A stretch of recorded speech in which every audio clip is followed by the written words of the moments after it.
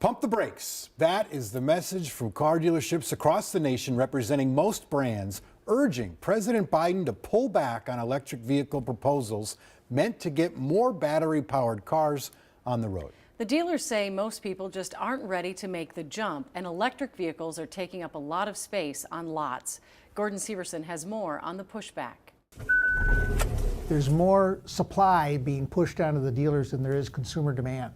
And that's turning into a problem. A problem Scott Lambert sees every day. He's the president of the Minnesota Automobile Dealers Association, and he frequently hears from car dealers who are struggling to sell the EVs on their lot. We want to be part of the electric vehicle future, but the mandates are just too much too soon. This week, nearly 4,000 car dealers nationwide sent a letter to President Biden. This sucker's quick. Asking him to give them a break when it comes to electric vehicles. The Biden administration wants nearly 2/3 of all new vehicles sold in the U.S. to be electric by the year 2032. To meet that goal, Lambert says automakers are pushing more EVs on dealers, but they're not selling fast enough. So the EVs are sitting on their lots, and it's costing them money. You're going to a bank, you're risking money, you're spending capital on a product that doesn't have a customer. I don't think this is a long-term problem for them. Jukka Kukkonen and other EV advocates argue the problem is only temporary.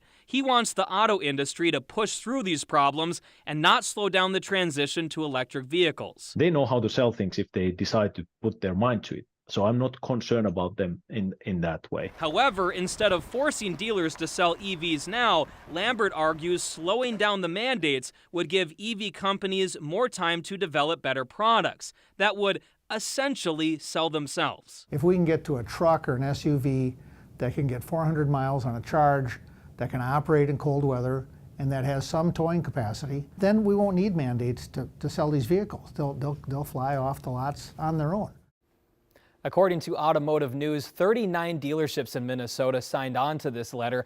Lambert says dozens more would have signed it, but his association didn't get a chance to send it around to their members until the letter was actually already on its way to the White House at that point. So that number of nearly 4,000 nationwide is likely even higher with these dealers who are worried about this issue.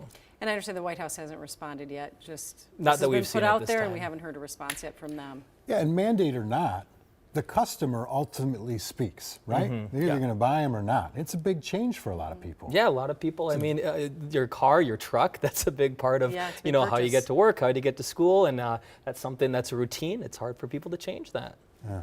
Thank you, Gordon. All right, thanks, Gordon.